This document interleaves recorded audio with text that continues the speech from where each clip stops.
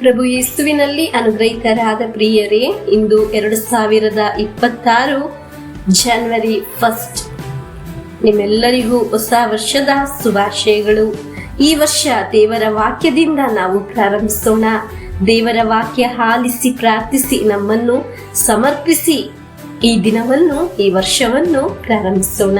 ಪ್ರಭುವೇ, ಈ ಶುಶ್ರೂಷೆಯಲ್ಲಿ ಭಾಗವಹಿಸುವ ಎಲ್ಲರನ್ನು, ಅವರ ನಿಯೋಗವನ್ನು ಸಮರ್ಪಿಸಿ ಪ್ರಾರ್ಥಿಸುತ್ತೇನೆ. ನಮ್ಮ ಪ್ರಾರ್ಥನೆಗೆ ಉತ್ತರ ಲಭಿಸಿ ಒಂದು ಸಾಕ್ಷಿ ಹೇಳಲು ಸಾಧ್ಯವಾಗಲಿ. ಆಮೇನ್. ಇಂದು ಜೀವಿಸುವ ದೇವರನ್ನು ಮಹಿಮೆ ಪಡಿಸೋಣ.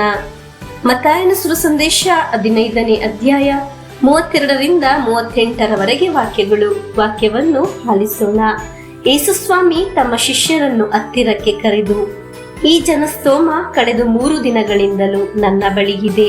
ಊಟಕ್ಕೆ ಇವರಲ್ಲಿ ಏನೂ ಇಲ್ಲ. ಇವರನ್ನು ಕಂಡು ನನ್ನ ಹೃದಯ ಕರಗುತ್ತದೆ. ಇವರನ್ನು ಹಸಿದ ಹೊಟ್ಟೆಯಲ್ಲಿ ಕಳಿಸಿ ಬಿಡಲು ನನಗೆ ಇಷ್ಟವಿಲ್ಲ. ದಾರಿಯಲ್ಲಿ ಬಳಲಿ ಬಿದ್ದಾರು ಎಂದರು. ಅದಕ್ಕೆ ಶಿಷ್ಯರು, ಇಷ್ಟು ದೊಡ್ಡ ಗುಂಪಿಗೆ ಆಗುವಷ್ಟು ರೊಟ್ಟಿಯನ್ನು ಈ ಅಡವಿಯಲ್ಲಿ ನಾವು ತರುವುದಾದರೂ ಎಲ್ಲಿಂದ ಎಂದು ಕೇಳಿದರು. ನಿಮ್ಮಲ್ಲಿ ಎಷ್ಟು ರೊಟ್ಟಿಗಳಿವೆ ಎಂದು ಯೇಸು ಕೇಳಿದರು. 7 ರೊಟ್ಟಿಗಳು ಮತ್ತು ಕೆಲವು ಸಣ್ಣ ಮೀನುಗಳಿವೆ ಎಂದು ಶಿಷ್ಯರು ಉತ್ತರ ಕೊಟ್ಟರು. ಆಗ ಜನಸಮೂಹಕ್ಕೆ ನೆಲದ ಮೇಲೆ ಕುಳಿತುಕೊಳ್ಳುವಂತೆ ಯೇಸು ಆಜ್ಞಾಪಿಸಿದರು.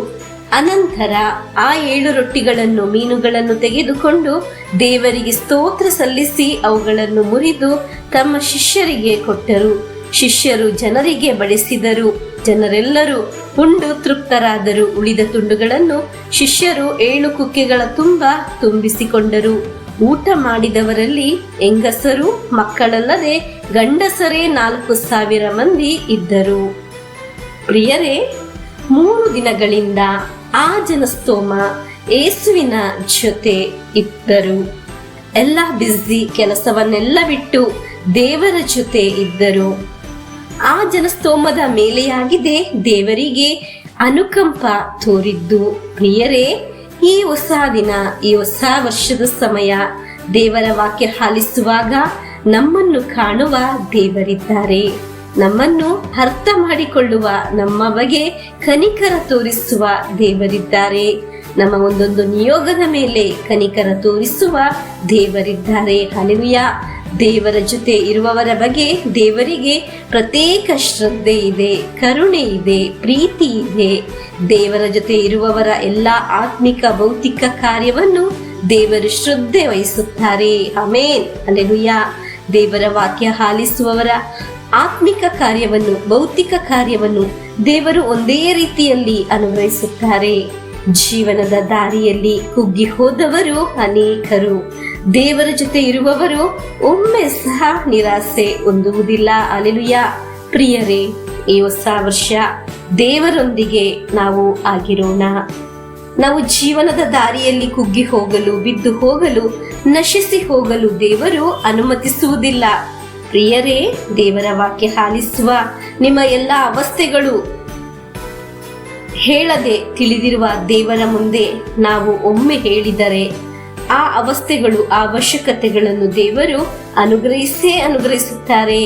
ಅಸಾಧ್ಯಗಳು ಅನೇಕವಿದ್ದರೂ ದೇವರ ಮುಂದೆ ಎಲ್ಲವೂ ಸಾಧ್ಯ. ಹಲ್ಲೆಲೂಯಾ. ಪ್ರಿಯರೇ, ಈ ಹೊಸ ವರ್ಷ ನಮ್ಮ ನಿಯೋಗಗಳನ್ನು, ನಮ್ಮ ಪ್ರಾರ್ಥನೆಗಳು ಏನೇ ಆಗಿದ್ದರೂ ನಮಗೆ ದೇವರ ಕರಗಳಿಗೆ ಸಮರ್ಪಿಸೋಣ.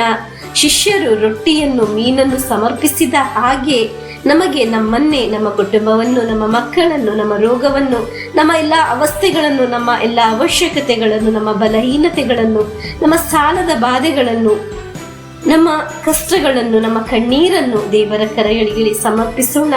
ಈ ಹೊಸ ವರ್ಷ ನಮ್ಮ ಆತ್ಮೀಯ ಜೀವನದಲ್ಲಿ ಇನ್ನೂ ಹೆಚ್ಚು ನಾವು ಬಲಬಿಟ್ಟು ಪ್ರಭುವಿನ ಸಾಕ್ಷಿಯಾಗಿ ಮಾರ್ಪಡೋಣ. ಪ್ರಭು ಯೇಸುವಿನ ಆಶೀರ್ವಾದವನ್ನು ಸ್ವೀಕರಿಸೋಣ. Wish you happy new year.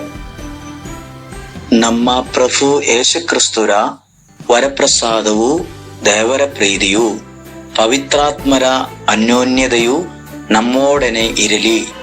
ರೋಗಗಳಿಂದ, ಅಪಘಾತದಿಂದ, ದುರ್ಮರಣದಿಂದ, ಅಗಾಲಿದ ಮರಣದಿಂದ, ಅಸೂಯೆಯಿಂದ, ಮೋಸೆ ವಂದನೆ ಇರಿಂದೆಲ್ಲ ದೇವರು ನಮ್ಮನ್ನು ಸಂರಕ್ಷಿಸಲಿ.